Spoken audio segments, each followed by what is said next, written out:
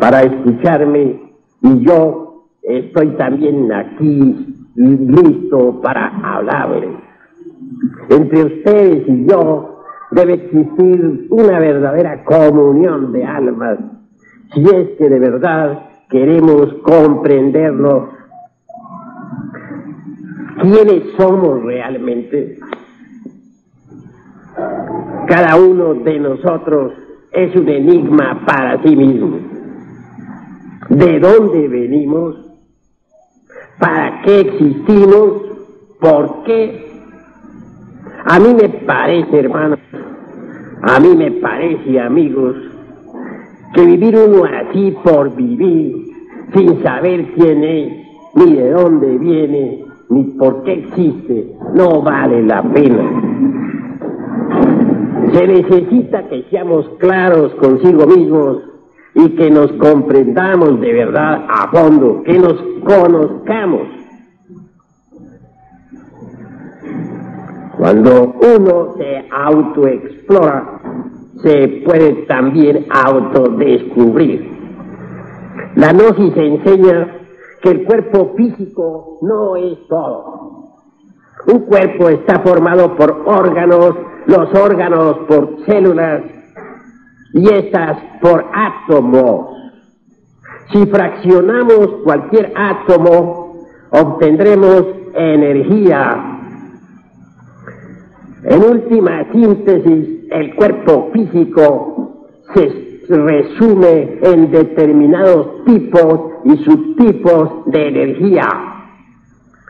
Los rusos hace poco descubrieron el cuerpo vital. Le dieron el nombre de cuerpo bioplástico. Tienen lentes poderosísimos para ver tal cuerpo. Es obvio que los indostanes a dicho vehículo físico etérico le denominan lingam sharira.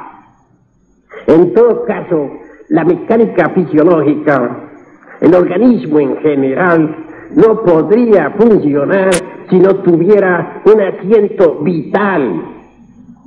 Los científicos han estudiado la mecánica de la célula viva, pero nada saben en verdad sobre el cuerpo vital.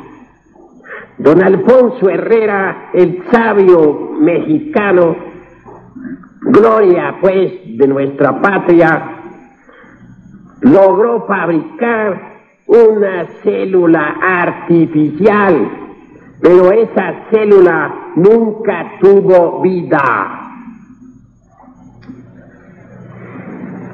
Los científicos podrían fabricarse la semilla de cualquier vegetal, pero sería una semilla muerta, no germinaría.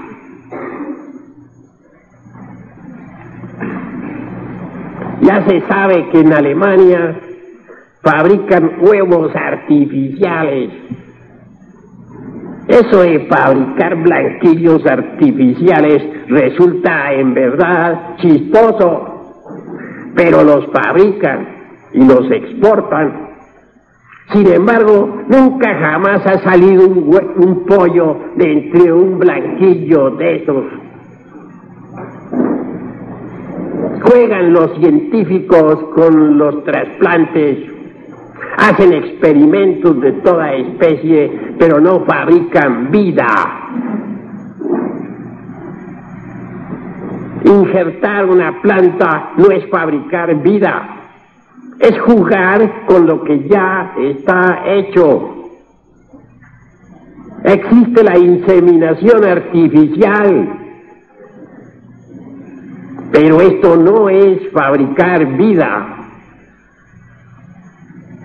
Yo pondría sobre la mesa de un laboratorio los elementos químicos necesarios para fabricar un zoospermo y un óvulo, mas estoy seguro de que si se unen ambos, y si se fabrica el esperma y se une con el óvulo, si ambos se unen, para ser más claro, Tampoco saldrá de allí una criatura. Mas si los científicos pueden sacar un zoospermo de una glándula sexual y juntarlo con un óvulo en una matriz para que se nazca una criatura. Pero eso es jugar con la mecánica de los fenómenos. Eso no es jugar con la vida. Interesante sería que ellos fabricaran un par de gametos y luego, uniéndolos, de allí saliera una criatura humana. Hasta ahora no lo han logrado, ni lo lograrán jamás. De manera que las teorías materialistas en boga no tienen basamento de ninguna especie. Son huecas, artificiosas, absurdas. En la misma Rusia soviética, el materialismo dialéctico ya pasó de moda. La mayor producción de parapsicología viene ahora de la Unión Soviética. Rusia está entrando en una época de experimento psíquico. Afortunadamente, con esos poderosos lentes que tienen ahora, pueden ver el cuerpo vital. Saben que el cuerpo físico no es todo. Saben que un cuerpo físico no puede existir sin un cuerpo vital.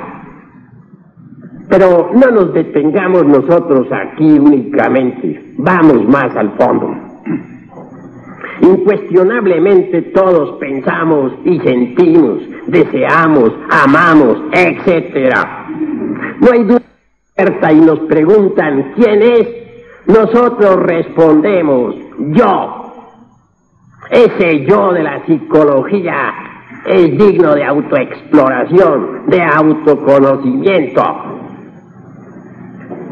Incuestionablemente estamos llenos de múltiples defectos: ira, codicia, lujuria, orgullo, envidia, pereza, gula, etcétera, etcétera, etcétera. Todos estos defectos nos hacen entender que el yo no existe en forma meramente individual. Nos hacen comprender que no tenemos un yo autónomo. El yo es un montón de yoes. Es decir, tenemos un yo pluralizado. Quiero decir de otro modo que el cuerpo físico está manejado por múltiples yoes. Yo amo, yo odio, yo envidio, yo quiero, yo no quiero, etcétera, etcétera, etcétera. Dentro de cada persona viven muchas personas y eso está demostrado. Nadie permanece el mismo siquiera media hora. El yo que hoy jura amor eterno a una mujer es más tarde desplazado por otro yo que nada tiene que ver con tal juramento. Entonces el sujeto se retira y la pobre mujer queda decepcionada.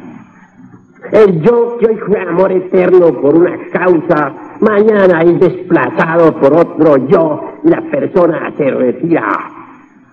Esto nos invita a comprender que dentro de toda persona hay muchas personas. Cada una de ellas mismas tiene su propia mente, su propia voluntad, sus propios sentimientos. Entonces nuestra persona física no es más que una marioneta, un muñeco, un robot controlado por muchas personas que llevamos dentro. Tales personas interiores luchan por la supremacía, se combaten entre sí, se odian mutuamente. Cuando una de ellas logra controlar el cerebro, el corazón y el sexo totalmente, entonces se siente siendo la única. No tenemos pues sentido de responsabilidad moral. Somos unas máquinas controladas por mucha gente.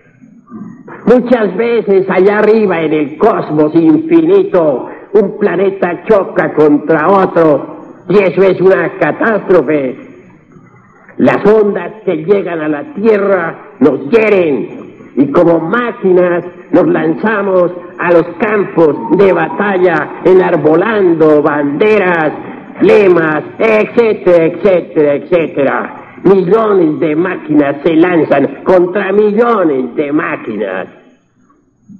Esa es la guerra. Lo más grave es que nosotros creemos tener una individualidad verdadera y no la tenemos. Somos máquinas.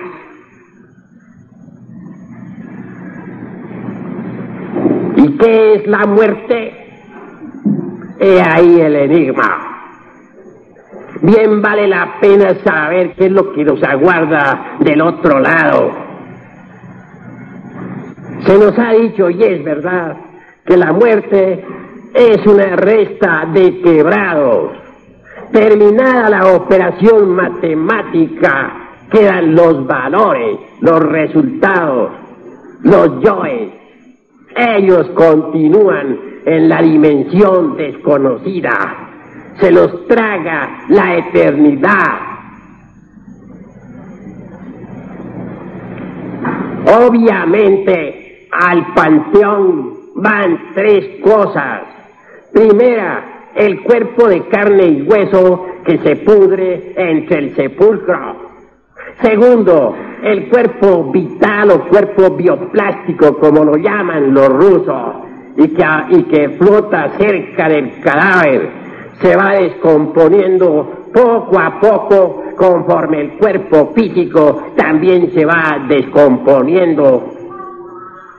Pero hay otra cosa más que va al panteón. Me refiero claramente a la personalidad. La personalidad no es el cuerpo físico. La personalidad es energética. No se puede ver con los ojos físicos, pero existe. Cuando uno viene al mundo, no trae personalidad. Esta se forma con el ejemplo de los padres, con lo que uno ve en la escuela, con las experiencias de la vida, etcétera, etcétera, etcétera. En realidad, de verdad, la personalidad se forma durante los primeros 7 años de la infancia y se robustece con el tiempo y con las experiencias. A la hora de la muerte, la personalidad humana también va al sepulcro. Entra y sale dentro del mismo, va y viene. Es perceptible para los clarividentes. Cualquier persona que tenga un poquito de extra percepción podrá ver a la expersonalidad.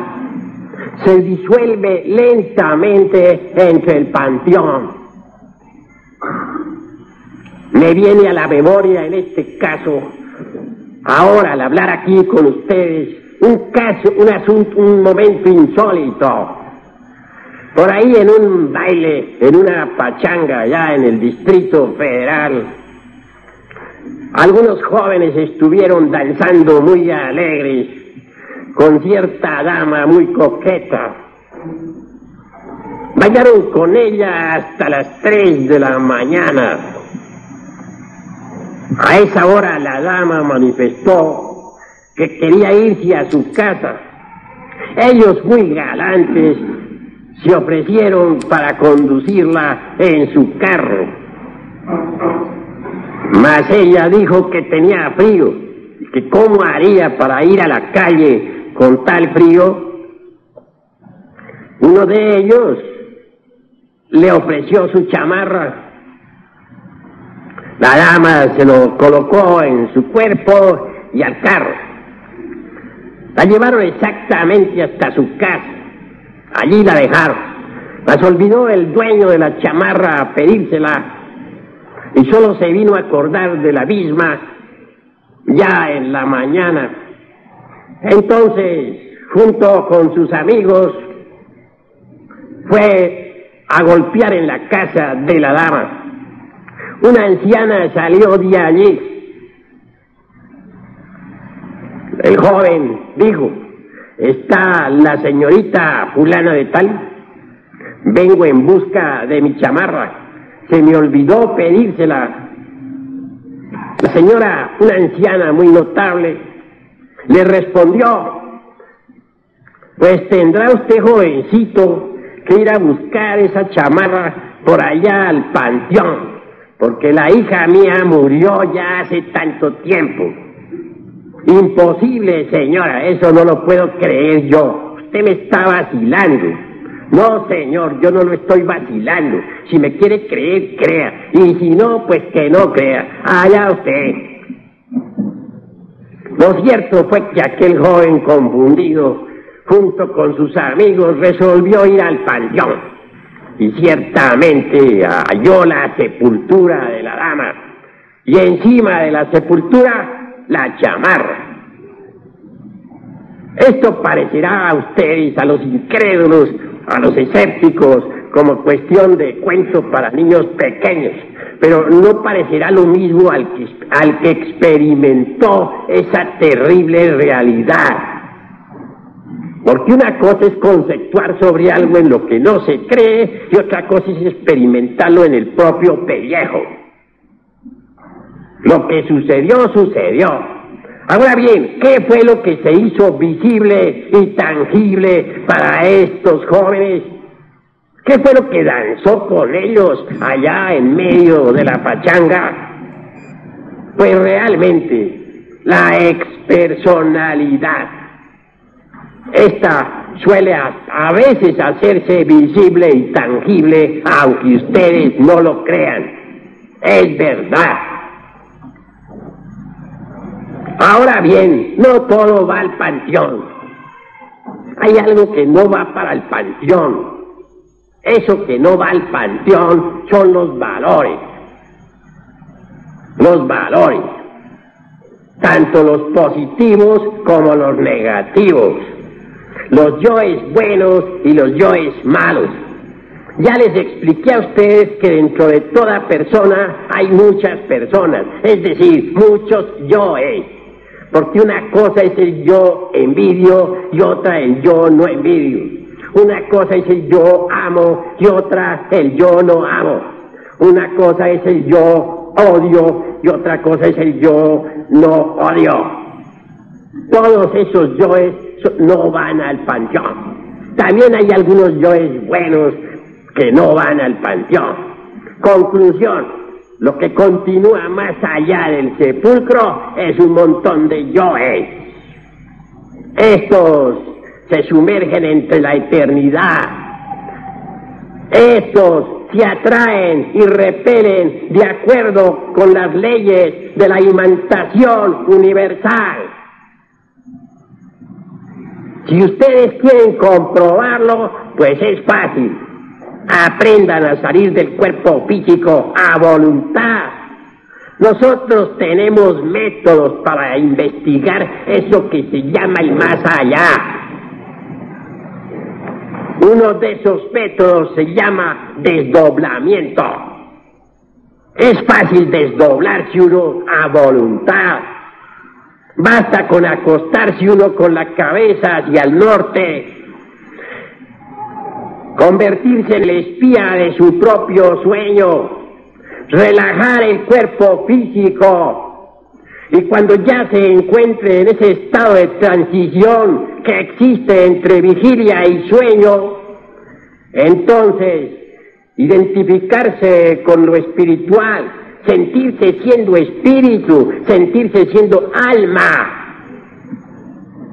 y suavemente en tal estado de adormecimiento levantarse de su cama. Esto que he dicho, levantarse, debe traducirse en forma de hechos. No se trata de pensar que se va a levantar. Tradúzcase en forma de hechos, levantarse. Y si ustedes se levantan y luego vuelven a mirar a su cama, verán que entre la misma el cuerpo físico ha quedado dormido. Esto es algo parecido a lo que haría el dueño de un automóvil que después de llegar a donde debe llegar, sale de su carro y lo mira desde afuera. No asustarse, es decir, no espantarse, no tener miedo es fundamental. Luego, posteriormente, salir del cuarto con valor. Salir de verdad a la calle. Notar en el ambiente circundante, dentro de la dimensión desconocida, dentro de la quinta coordenada. Quien eso haga, podrá investigar por sí mismo lo que estamos diciendo sobre la muerte. Verá a los difuntos, a aquellos que ya abandonaron el cuerpo físico. Podrá conversar con ellos cara a cara, verlos, tocarlos, palparlos. Los escépticos se reirán de todo esto, pero ¿qué importa a la ciencia? Y que a nosotros, el que ríe de lo que desconoce está en el camino de ser idiota. Así pues, los invito a experimentar para que puedan ver, tocar y palpar lo que hay del otro lado, en eso que se llama el más allá. Continuando con esto diremos: la eternidad se traga a los que se marchan de este mundo, pero a la larga los vomita. ¿Para qué los quiere por allá? ¿Acaso sabemos nosotros manejar las fuerzas universales? A su tiempo y a su hora retornamos, regresamos, volvemos a este mundo. No será muy grato volver, ¿verdad? Pero volvemos. Esa es la ley del eterno retorno de todas las cosas. Regresan los planetas a su punto de partida después de unos cuantos años. Los átomos dentro de la molécula regresan a su punto original de partida. Las estaciones de primavera, verano, otoño e invierno regresan cada año. Todo retorna, todo vuelve. ¿Por qué habríamos de ser nosotros una excepción? Incuestionablemente retornamos. Nos reincorporamos en un nuevo organismo. Sucede que a la hora de la muerte se escapa de nuestra psiquis un diseño electromagnético. Tal diseño de la expersonalidad viene más tarde a tomar forma, a cristalizar en el huevo fecundado. Y así es como reconstruimos con el tiempo nuestro propio cuerpo. Es decir, renacemos, volvemos a tener un nuevo cuerpo de carne y hueso. No estoy hablándoles a ustedes de reencarnación, eso es más elevado. Estoy hablando de la ley del eterno retorno de todas las cosas. Y esa ley está demostrada. Al volver a este mundo, tenemos que crear una nueva personalidad. Esta se forma con el tiempo y las experiencias. Al volver a tener un cuerpo físico, el ego se reincorpora otra vez. Quiero decir, los yoes vuelven a tomar posesión del nuevo cuerpo. Y entonces se repiten las mismas escenas, los mismos dramas, las mismas comedias, las mismas tragedias. ¡Qué bello es un niño! Durante los primeros años de la vida del infante, solamente existe dentro del organismo una pequeña parte del alma del inocente. Todavía los yoes no han tenido oportunidad de meterse dentro de ese cuerpo. Ellos dan vueltas alrededor de la cuna, van y vienen aguardando el momento. Más tarde, incuestionablemente, los distintos yoes vuelven a tomar parte en las escenas de la vida, se meten entre el cuerpo. El niño comienza a volverse iracundo, celoso, etcétera, etcétera, etcétera.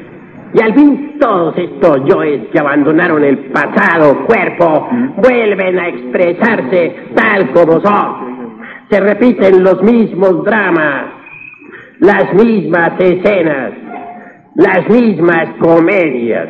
Esa es la ley de recurrencia. Es necesario que ustedes entiendan lo que es esa gran ley. Todo lo que nos está sucediendo en la vida ya nos sucedió en el pasado.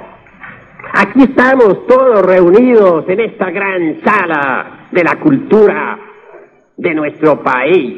Aquí nos encontramos y no hay duda de que en un pasado más remoto también nos habíamos encontrado. La vida es una incesante repetición de acontecimientos, de sucesos. El destino de los seres humanos se debe precisamente a los yoes. Supongamos que en la pasada existencia, a la edad de 30 años, tuvimos una aventura amorosa. El yo de tal aventura, por el hecho de haber participado de la misma, incuestionablemente seguirá existiendo después de la muerte. Al volver, al tomar un nuevo cuerpo físico, tal yo aguardará a la anciana edad de los 30 años. Y exactamente al cumplirse esa edad, saldrá a buscar a la mujer de sus ensueños. A su vez, el yo de tal mujer, al llegar a esa época, saldrá a buscar al hombre de sus anhelos y telepáticamente se pondrán en contacto los dos hasta reencontrarse físicamente. Entonces se repetirá la misma aventura amorosa. Supongamos que a la edad de los 40 años tuvimos un pleito en una cantina. Más tarde vino la muerte. En la nueva existencia, al retornar, al regresar, el yo aquel de la cantina también volverá. Y a la edad de los 40 años, buscará la cantina otra vez. Si no la misma, por lo menos otra. Dirá, voy a buscar a aquel hombre con el que tuve el pleito en la cantina. Y lo buscará y telepáticamente se encontrará con él y volverá a repetirse en los mismos acontecimientos, el mismo pleito. Para cada escena, para cada drama, para cada tragedia, para cada comedia, existen actores. Si nosotros disolviéramos esos yoes, esos actores, la repetición de comedias, dramas, tragedias, se haría completamente imposible. Desgraciadamente, nosotros jamás nos preocupamos por disolver tales yoes. Venimos aquí a este mundo muchas veces a repetir lo mismo. Y siempre en forma más y más decadente. Desde el amanecer de la vida, nosotros no hemos evolucionado. Al contrario, cada día estamos peores. Si estudiamos el Génesis, en principio encontramos belleza, el paraíso terrenal, etcétera. Y luego vemos cómo la humanidad ha venido involucionando, degenerando, más y más y más. Si disolviéramos a esos actores que cargamos dentro, al yo de la ira, al de la codicia, al de la lujuria, al de la envidia, al del orgullo, al de la pereza, al de la gula, etcétera, la repetición de tales comedias, dramas y tragedias se haría imposible. entonces nuestra vida se convertirá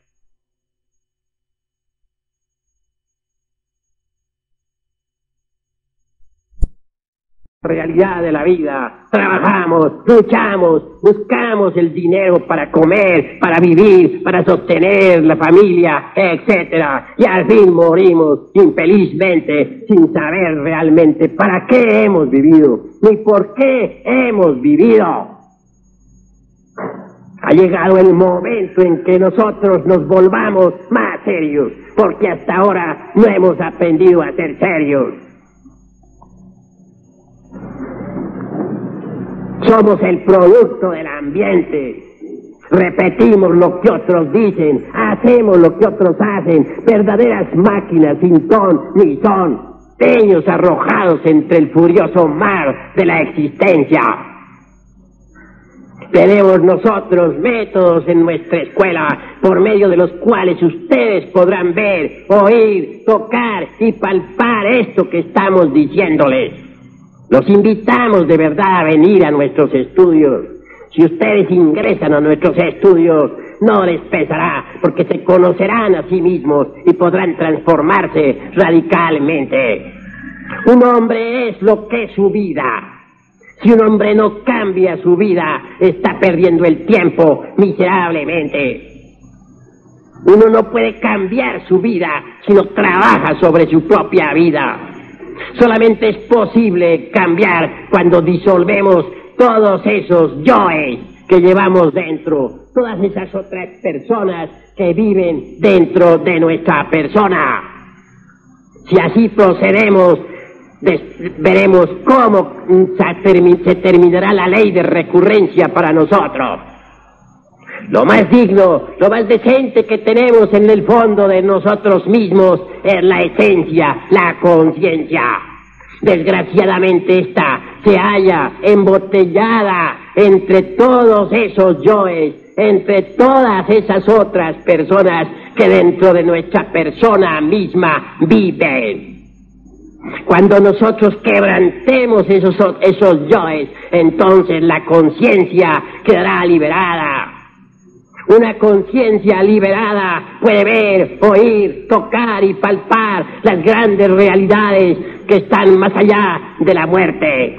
Una conciencia liberada puede desatar las tempestades, provocar los huracanes, caminar sobre el fuego sin quemarse, etcétera. Una conciencia liberada es una conciencia iluminada, es la conciencia de un superhombre, es la conciencia de un Dios poderoso, con poderes terribles sobre la vida y sobre la muerte. Desgraciadamente hoy por hoy nosotros no somos sino máquinas y nada más que eso. Ha llegado la hora de dejar de ser máquinas. Ha llegado la hora de auto-observarnos para autoconocernos. En el terreno de la vida práctica, ya sea en la casa, en la calle, o en la escuela, o en el templo, etcétera, podemos autodescubrirnos.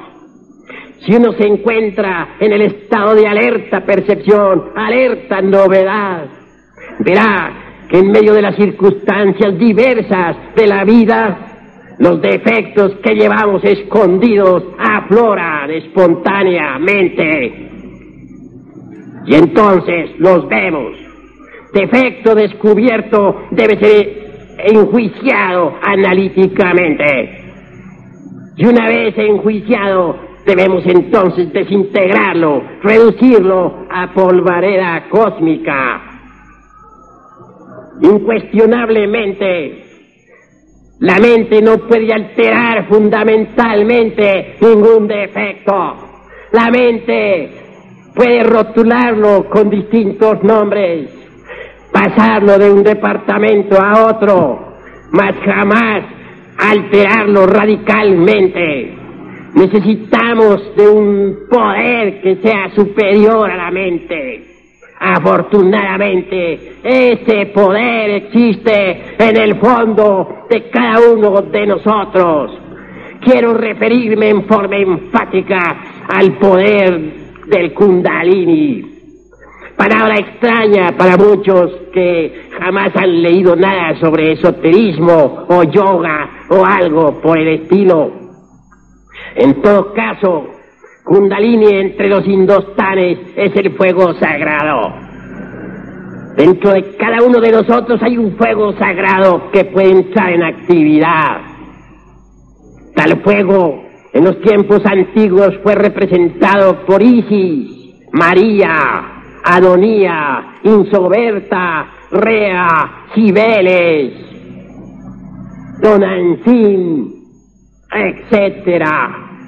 Ese fuego es maternal, es la divina madre cósmica en nosotros, es Dios Madre en el fondo más íntimo de nuestro corazón. Si apelamos a ese fuego divinal, si apelamos a ese Kundalini de los hindustanes, entonces podemos pedirle elimine el defecto que ya hemos enjuiciado y observado previamente. Kundalini, la madre cósmica, simbolizada por la Virgen de todas las religiones antiguas, procederá eliminando de nuestra psiquis el tal defecto, destruyendo el yo que lo personifica, reduciéndolo a ceniza, a polvareda cósmica. Cuando eso sea, el porcentaje de conciencia allí embotellado, enfrascado, se liberará, se emancipará. Y si continuamos con este procedimiento psicológico, trascendental, revolucionario, podremos en verdad desintegrar a todas esas múltiples personas que llevamos en nuestro interior. Cuando eso se cumpla, cuando toda la totalidad del yo haya sido reducida a cenizas, convertida en polvareda cósmica, la esencia, la conciencia quedará libertada. Y será entonces cuando gozaremos de la verdadera y auténtica felicidad. Será entonces cuando en verdad conoceremos la libertad. Será entonces cuando en verdad estaremos iluminados. Será entonces cuando podremos experimentar por sí mismos y en forma directa eso que es la verdad. Muchas teorías se han escrito sobre la verdad. Algunos dicen que la verdad es aquella, o es otra, o es otra. Mas la verdad solamente la puede experimentar aquel que ha muerto en sí mismo, aquí y ahora. La verdad solamente es asequible a aquel que ha logrado en verdad despertar.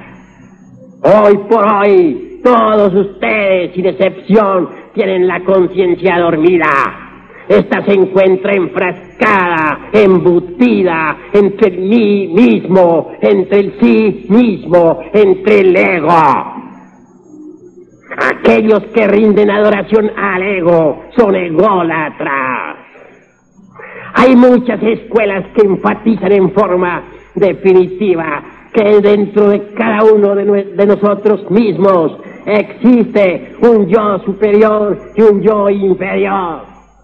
Hay quienes suponen que el yo superior debe controlar al inferior hasta triunfar y que entonces nos convertiremos en mahatmas, en dioses. Quienes así proceden desconocen que inferior y superior son dos secciones de una misma cosa. El ego tiene un principio, el ego tiene un fin. Lo importante para nosotros no es el ego, el yo, sino el ser. El ser es el ser, y la razón de ser del ser es el mismo ser. Nuestro ser es divinal, nuestro ser es Dios mismo. Nuestro ser no tiene principio ni tiene fin. En nuestro ser está la plenitud, está la perfección, está el sentido de la bienaventuranza. Nuestro ser puede darnos esa felicidad inagotable. Nuestro ser puede darnos esa dicha inconfundible que nada tiene que ver con los vanos placeres de la vida. Nuestro ser puede conducirnos a esa fuente de aguas puras de vida. Quien bebiere de esa agua nunca jamás podrá tener sed, y ríos de agua brotarán de sus vientres. Por eso dijo el Cristo que Él es la luz, que Él es la vida. El Cristo realmente hay que buscarlo en la profundidad de nosotros mismos, en lo hondo de nuestro ser. Él es el Salvador, pero no está en otra parte, sino en las profundidades del ser. Los adoradores del ego, aquellos que rinden culto al mí mismo, los ególatras, los mitómanos, piensan del ego lo mejor. Hay quienes se dedican a fortificar a todos esos yoes que en su conjunto constituyen el mí mismo. Esos inevitablemente se convierten en potencias tenebrosas. No está de más decirles a ustedes, en nombre de la verdad, que a nosotros, a cada uno de los que estamos aquí, se nos asignan siempre 108 existencias. Si durante esas 108 vidas no disolvemos el yo, si durante esas 108 existencias no despertamos, entonces no se nos da más cuerpo físico. Y posteriormente ingresamos en la involución sumergida de los mundos infiernos. El Dante escribió una obra extraordinaria. Quiero referirme en forma enfática a la Divina Comedia. Los 9 círculos dantescos tienen realidad. El infierno del Dante es cierto, pero simbólico, alegórico. Las almas involucionan dentro de los mundos infiernos. Si en vida no fuimos capaces de reducir a polvo al ego, al yo, al mí mismo, al sí mismo, después de la muerte, en la 108 existencia, ingresamos dentro de las entrañas de la tierra, en las infradimensiones de la naturaleza y del cosmos. Allí dentro del mundo soterrado hemos de sufrir lo indecible. Allí tendremos que involucionar en el tiempo hasta que las fuerzas centrífugas desintegren el mí mismo, reduzcan a polvo al ego. Entre los náhuatl, sabios cual ninguno, se habló del Mixtrán. Se dijo que había 9 círculos.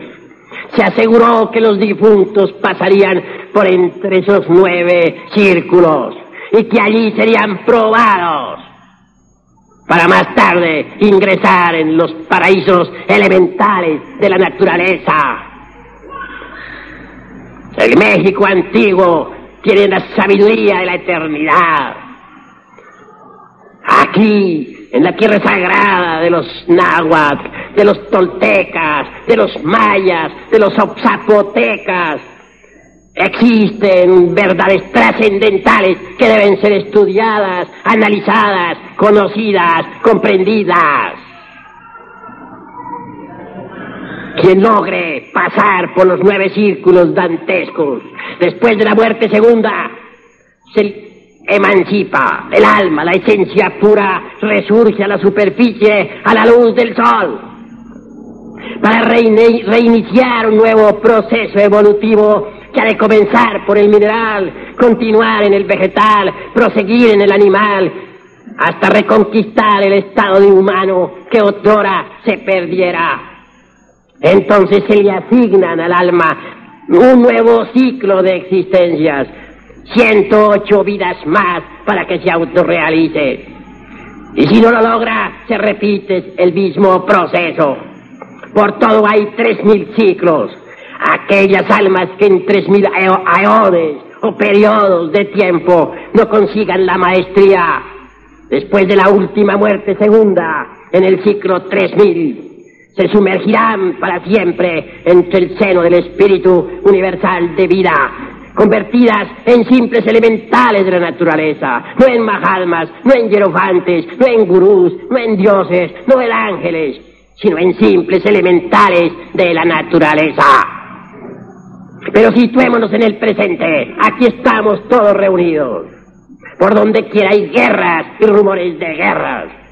Y habrán guerras mientras que dentro de cada uno de nosotros existan los elementos de la discordia y del egoísmo.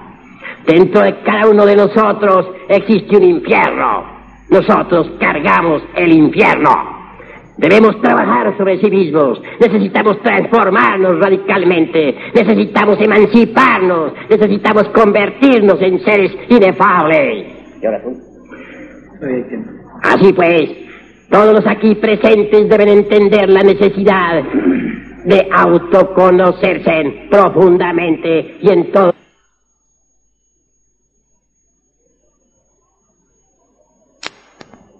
de la mente.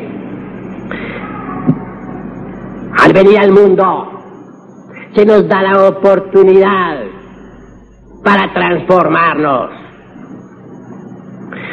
Cargamos dentro de sí mismos lo más decente, lo más digno, que es la esencia, eso que se llama alma.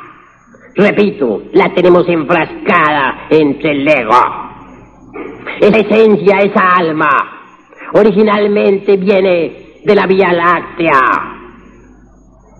Allí resuena espléndidamente la nota La. Pasa después esa alma por la nota Sol al atravesar el disco solar. Sigue descendiendo y atraviesa la nota Fa, que hace vibrar los planetas alrededor del Sol. Y continuando en su descenso, con la nota Mi, entra en un nuevo cuerpo físico. Al venir la esencia, al regresar a este mundo, se le ha dado la oportunidad para descubrir siquiera el rasgo psicológico principal que le caracteriza. Si siquiera eso lográramos, no fracasaríamos en la vida. Desgraciadamente las gentes ni siquiera conocen el rasgo psicológico principal que les caracteriza, y eso es lamentable. Algunas personas se distinguen por la ira, otras por el odio, otras por la pasión sexual, otras por la envidia, etc. Si siquiera conociéramos el rasgo psicológico principal y desintegráramos el yo que le corresponde, es obvio que nos desencarnaríamos triunfalmente. Habríamos dado un paso en el camino de la emancipación. Desgraciadamente, nosotros no nos preocupamos ni siquiera por conocer cuál es nuestro rasgo psicológico principal. Cuando uno descubre cuál es su efecto más gordo, se hace fácil en verdad desintegrar los otros. No quiero decir que esto sea así como soplar y hacer botellas, pero en verdad es más fácil desintegrar los distintos elementos que constituyen el yo cuando se descubre el rasgo psicológico principal. Desgraciadamente las gentes se van después de haber hecho esfuerzos inútiles. Se van después de haber sufrido mucho en este valle de lágrimas. Se van después de haber perdido el tiempo inútilmente. La eternidad se los devora y luego regresan, retornan para repetir la misma historia. La vida es como una película. Eso al principio de vida, al punto de partida original. A la hora de la muerte nos llevamos ese rollo de la vida. Y cuando volvemos, lo proyectamos otra vez, tal como es. De manera que cada hombre vive su propia vida. Cada hombre al volver a este mundo repite su misma vida. Y si no trabaja sobre su vida, si no la transforma, no hace de la misma una obra maestra, está perdiendo el tiempo miserablemente. Lo más importante, repito, nosotros, es nuestra propia vida. Hasta aquí mis palabras. Paz inderenciada.